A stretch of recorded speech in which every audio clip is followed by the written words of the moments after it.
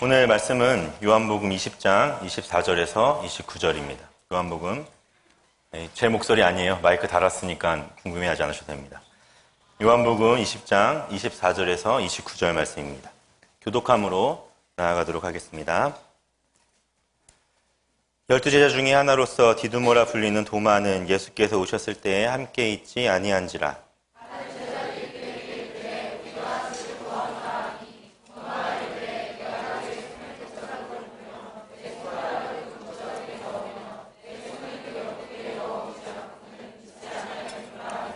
여드레를 지나서 제자들이 다시 집 안에 있을 때에 도마도 함께 있고 문들이 닫혔는데 예수께서 오사 가운데 서서 이르시되 너희에게 평강이 있을지어다 하시고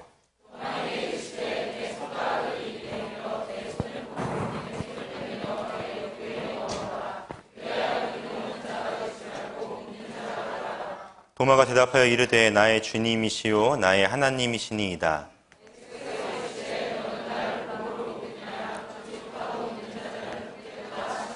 아멘. 오늘 읽은 본문 24절 윗부분을 보면 어느 분의 성경책에는 조그만 글씨로 뭐라고 써 있을 거예요. 뭐라고 써 있습니까? 도마가 의심하다라고 써 있습니다. 예수님의 12제자 중에 한 사람이었던 도마는 오늘 본문을 통해 2000년이 지난 지금도 별명이 있습니다. 그게 뭐죠? 네, 의심 많은 도마. 여러분 다 안 보셨잖아요. 근데 우리는 그를 뭐로 기억합니까? 의심 많은 사람이라고 기억합니다. 그렇지만 조금만 더 생각해 보면 천국에서 제일 좀 억울하게 있는 사람이 도마가 아닐까 합니다.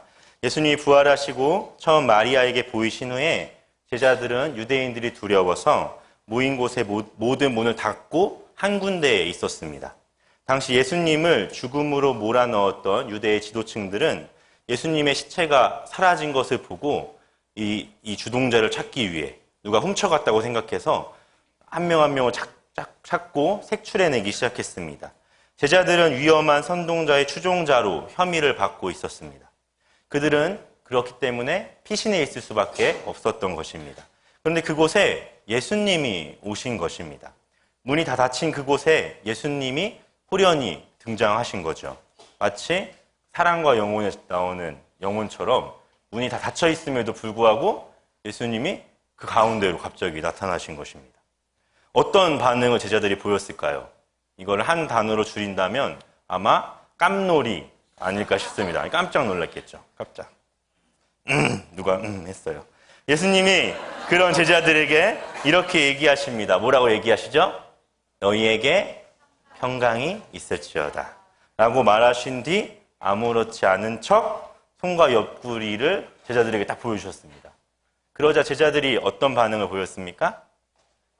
기뻐했습니다. 놀랍고 두렵고 의심의 감정을 거두고 제자들은 비로소 기뻐하기 시작한 것입니다. 도마가 왜 이 자리, 예수님이 10제자를 만나신 거예요. 도마는 이 자리에 없었거든요. 그래서 도마가 왜 이 자리에 없었는지는 성경에 나오지 않지만 제자들 역시도 손과 옆구리를 확인하고 나서야 예수님에 대한 확신을 하게 되었다는 것입니다. 그리고 예수님이 자리를 떠나고 나서 도마는 제자들이 모여있는 곳에 다시 등장을 합니다. 제자들이 얼마나 도마에게 예수님 이야기를 했겠습니까? 야, 예수님 오셨어. 예수님 오셨는데 처음에 막 주인공이 나타나서 깜짝 놀랐는데 손하고 옆구리에 상처가 있더라고. 예수님 진짜 살아났다니까? 도마 이 사실을 믿었습니까? 안 믿었습니까? 안 믿었습니다. 도마는 이렇게 얘기합니다. 내가 그의 손에 못자국을 보며 내 손가락을 그 못자국에 넣으며 내 손을 그 옆구리에 넣어보지 않고는 믿지 아니하겠노라. 굉장히 건방지죠. 네. 왜 안 믿어요? 예수님이 있다고 말하는데. 근데 그에겐 그런 죽었다 살아난 사람을 믿을 수 있는 믿음은 사실 우리에게도 별로 없잖아요. 그렇죠? 그런 거와 마찬가지로 도마에게도 쉽게 믿을 수 없었던 사실이라는 것입니다. 이 한마디가 도마에게 의심 많은 자라는 별명을 얻게 하였습니다. 그런 성경에서 나온 도마는 단순히 의심 많다, 의심 많은 자였다라고만 평가하기엔 사실 좀 과소평가된 사람입니다. 요한복음 11장 16절, 제가 예전에 한번 설교를 했는데 나사로를 살리기 위해 베다니로 다시 들어가고자 하시는 예수님의 그 발걸음은 제자들이 별로 달갑지 않았습니다. 왜냐하면 그 당시 예수님은 생명의 위험을 받고 있었기 때문에 다시 유대 땅으로 들어가는 것은 생명을 걸고 생명을 담보 삼아 들어가는 길이었기에 제자들은 좀 주저주저합니다. 좀 안 들어갔으면 좋겠는데. 근데 이때 도마가 이렇게 얘기하죠. 우리도 주와 함께 죽으러 가자. 멋있는 사람이죠. 우리 왜 여기서 머뭇거리고 있냐. 주님 죽으러 가시는데 우리도 함께 그 길로 가자라고 이야기를 했다는 것입니다. 그런 도마의 모습, 참으로 패기 있고 용기 있고 주를 위해 생명조차 아끼지 않는 모습은 여러분 아마 오늘 처음 들으셨을 겁니다. 그죠? 우리에겐 어떤 도마죠? 의심 많은 도마. 네. 한번 잘못하면 큰일 나는 거예요. 네.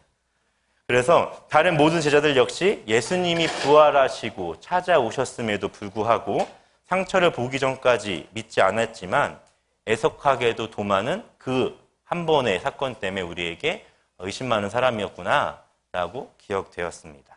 오늘은 바로 이 의심 많은 도마로 불리게 된 이 본문을 통해서 의심 많은 다른 제자들에게 그리고 우리들에게 부어주시는 크고도 크신 예수님의 사랑을 알아보고자 합니다.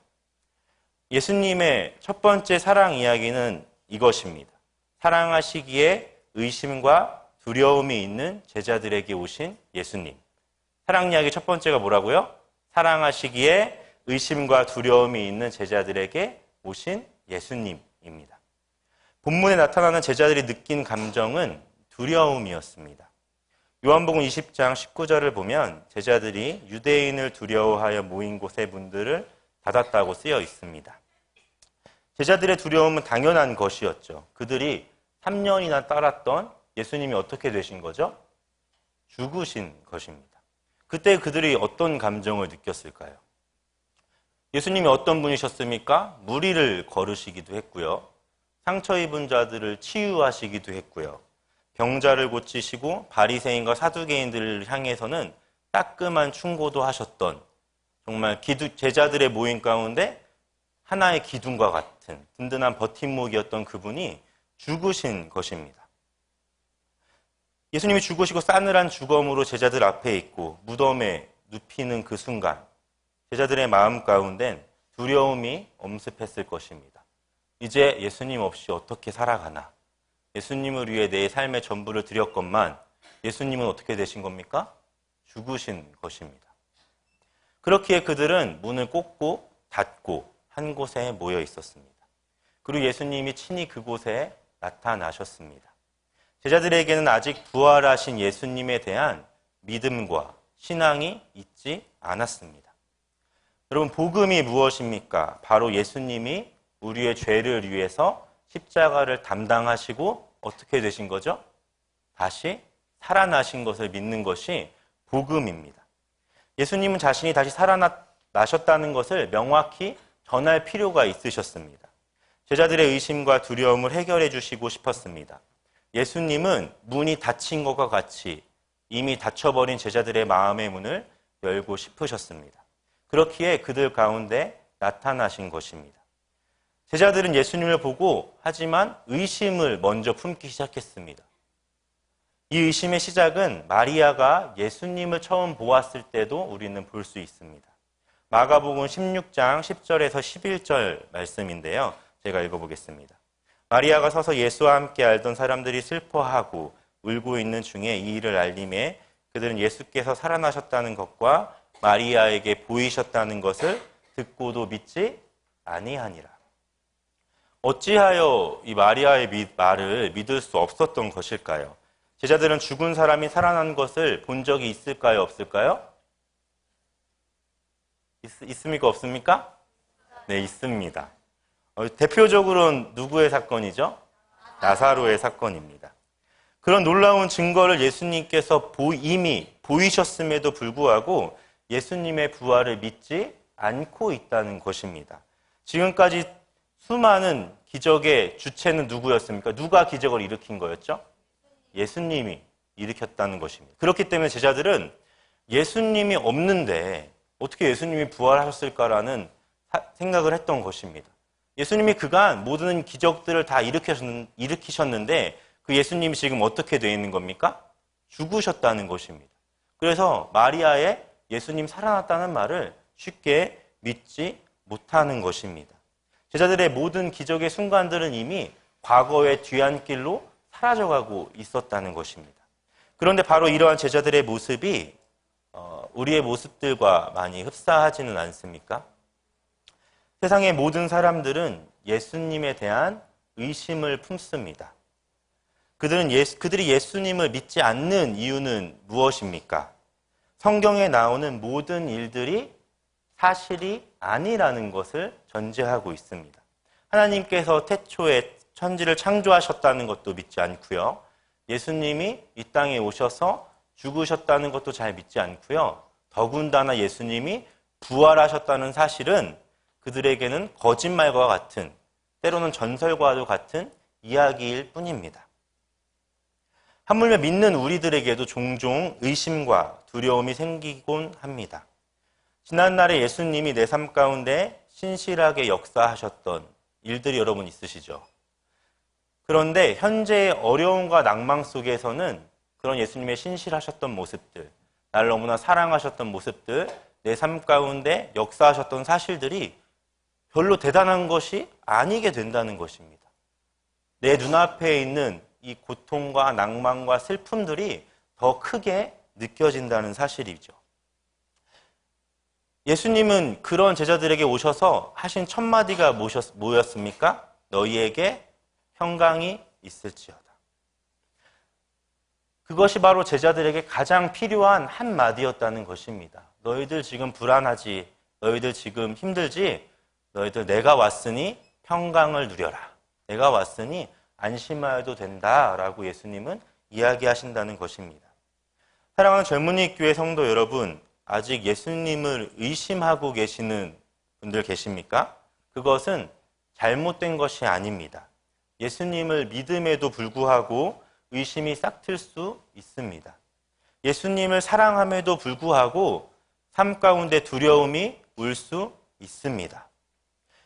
이 모든 것의 해결은 어떤 것입니까? 예수님을 만나는 것이라는 것입니다.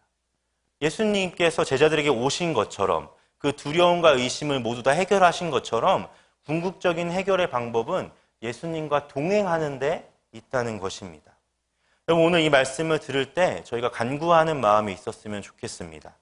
하나님, 내 안에 있는 의심들, 내 안에 있는 두려움들, 내가 알지 못하는 미래의 일들이 여러분들을 억누르고 있다면 이렇게 간구하셨으면 좋겠습니다. 하나님, 우리 마음 가운데 평강을 허락하여 주시옵소서.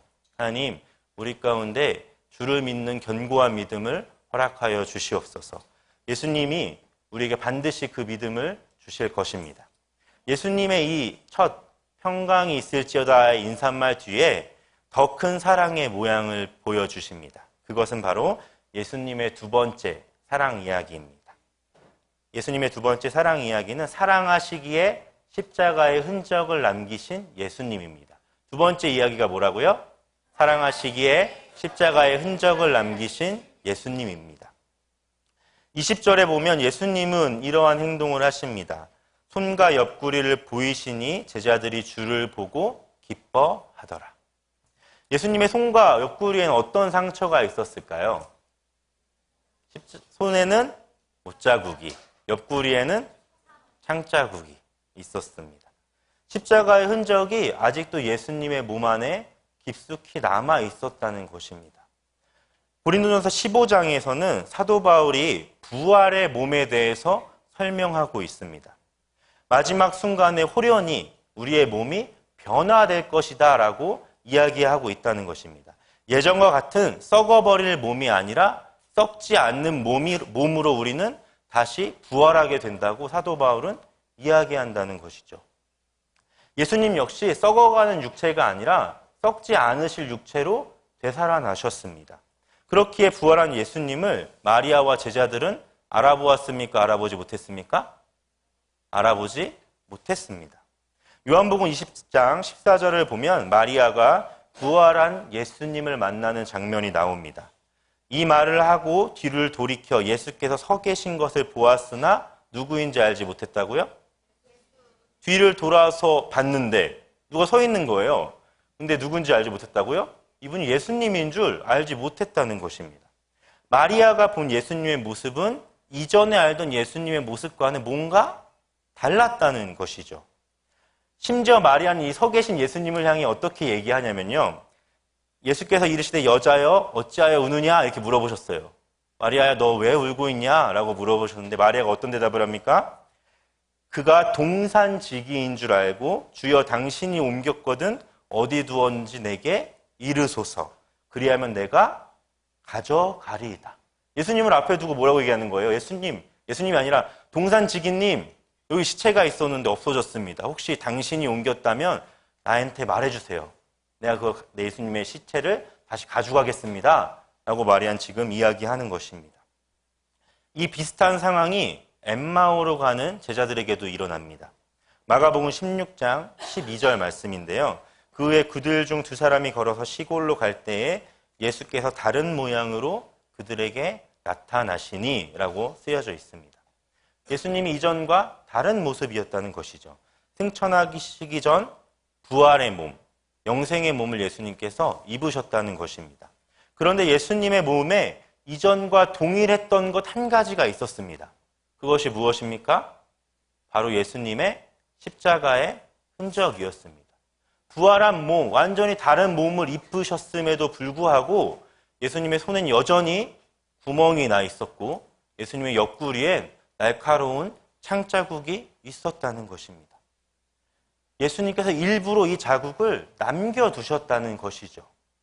남겨두신 상처, 예수님께 남겨두신 흔적이야말로 예수님이 우리를 향한 사랑의 흔적, 사랑의 징표라는 것입니다.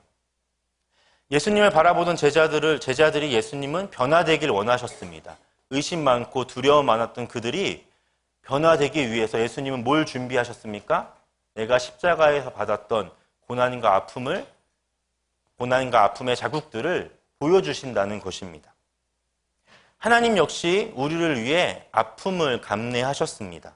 예수님께서 상처와 흔적을 남겨두셨던 것처럼 하나님은 누구를 우리에게 보내셨습니까?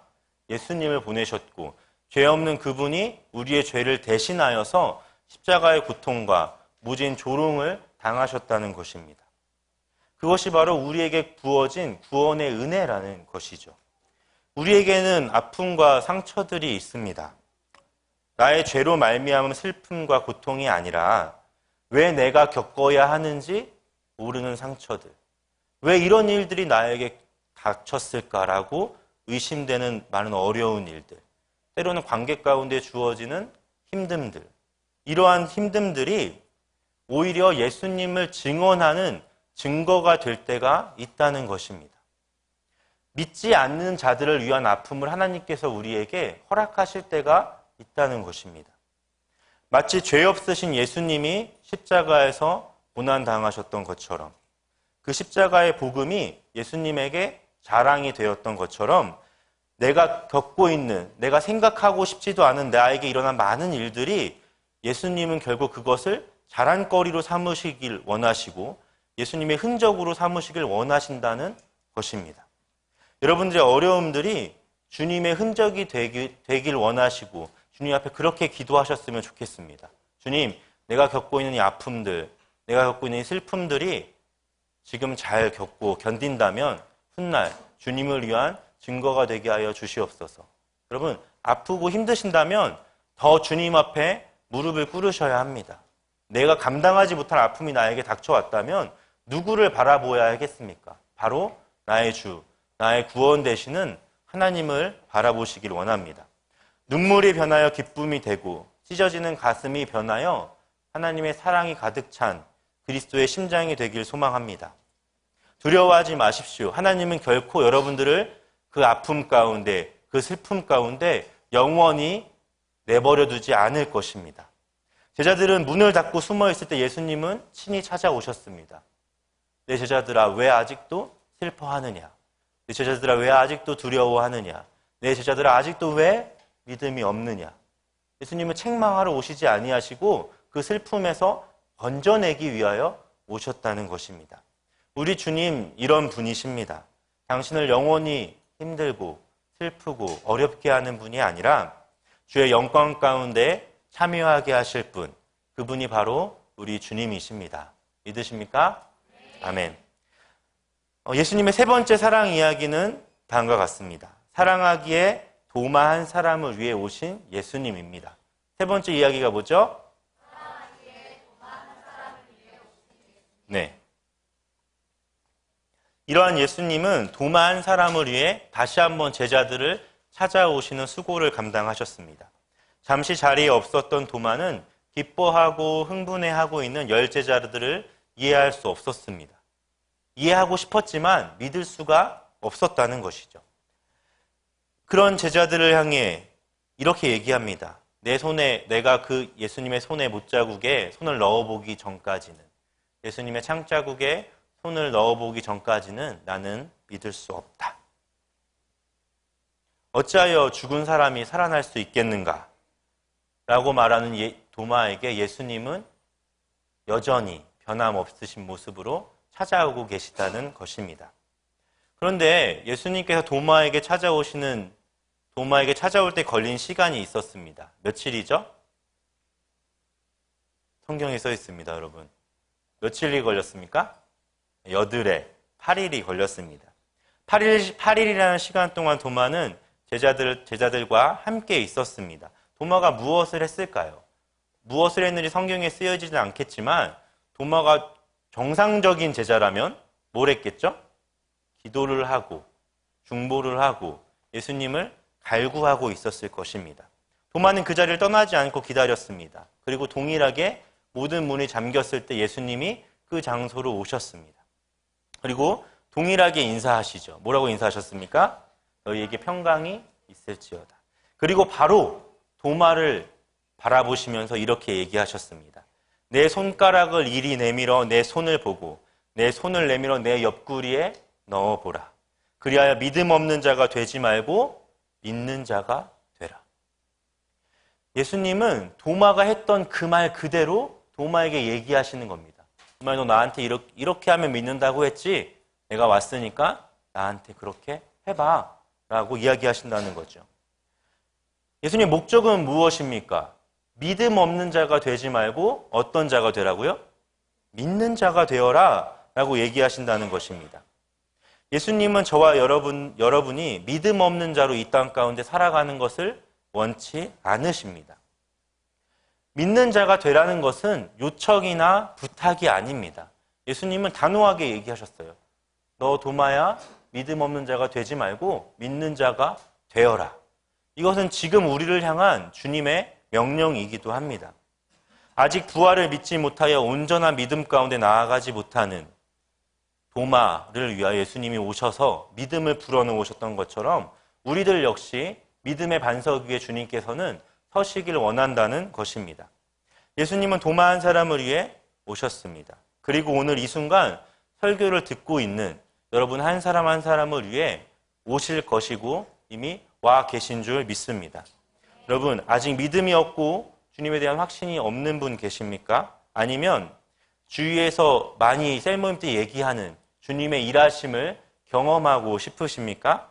그럼 오늘 이 설교를 통해 여러분들의 마음 가운데 예수 그리스도가 찾아오시길 간절히 소망합니다. 주님의 마음을 대언하는 이 순간 가운데 비록 사람의 말로 하나님의 마음을 전하지만 주님의 마음을 알고 주님의 마음과 함께 동행하시길 간절히 소망합니다. 이제 설교를 좀 마무리하고자 합니다. 예수님의 사랑을 깊이 경험한 도마는 예수님의 부활하셨음을 확신한 뒤 다음과 같은 고백을 했습니다. 28절입니다. 우리 함께 읽어보도록 하겠습니다. 나의 주님이시오 나의 하나님이시니이다. 나의 주님, 나의 하나님이라는 고백을 누가 한 거죠? 도마가 한 것입니다.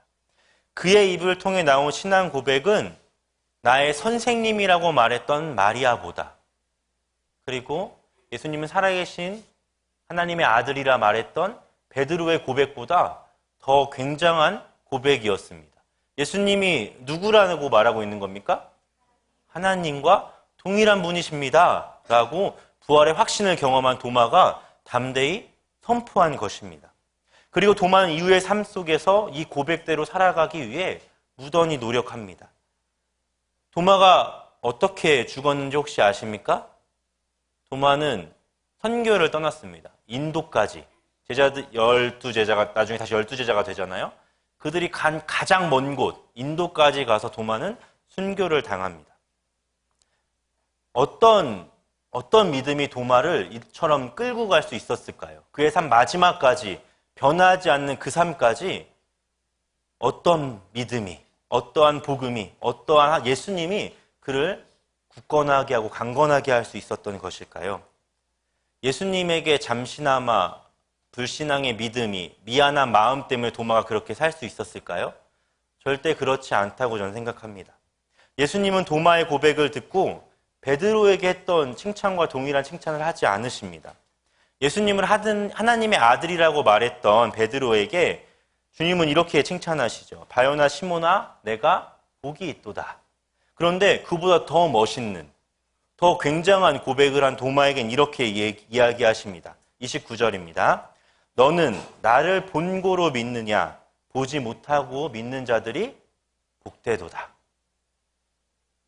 예수님을 목격하고 믿을 수 있는 사람들은 굉장히 한정적이었습니다. 누구가 있었을까요? 예수님의 부활을 경험한 사람이 이만한 인원이라도 될까요? 예수님의 제자들, 예수님과 함께한 몇몇의 여인들. 그 외에는 예수님의 부활하심을 본 사람은 그렇게 많지 않다는 것입니다. 그러나 우리들은 제자들이 보고 믿은 것과 동일한 믿음을 가질 수 있을까요? 없을까요? 가질 수 있습니다. 왜냐하면 보는 것이 믿는 것의 필수적 요소가 아니라고 지금 예수님은 이야기하고 계신다는 것입니다. 여러분, 보는 것만 믿을 수 있습니까? 그렇지 않습니다. 절대 신앙은, 믿음은 세상에 가장 중요한 것들은 보이지 않는다는 사실은 여러분은 너무 잘 알 것입니다. 예수님은 오늘 말씀을 통하여 분명히 이야기하십니다. 보고 믿는 것보다 보지 못하고 믿는 것이 어떻다? 복되도다. 베드로전서 1장 8에서 9절에서 베드로는 박해받고 있는 성도들에게 이렇게 이야기하십니다.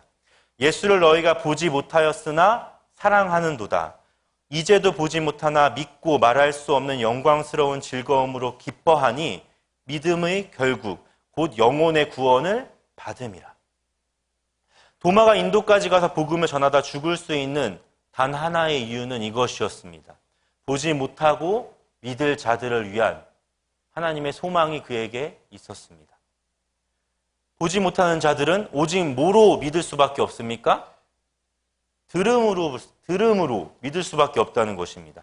로마서 10장 17절 이렇게 얘기하고 있습니다. 그러므로 믿음은 들음에서 나며 들음은 그리스도의 말씀으로 말미암았느니라고 쓰여져 있습니다.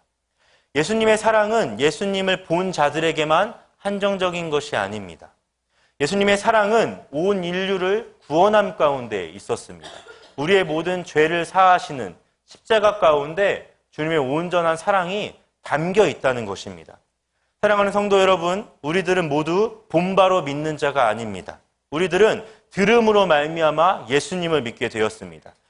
방금 읽은 베드로전서의 말씀 가운데서 나타났듯이 우리에게는 말할 수 없는 영광과 기쁨이 있습니다. 그것이 무엇입니까? 바로 우리의 영혼의 구원입니다. 그것이 여러분들에게 가장 아름다운 소식이 되길 원합니다.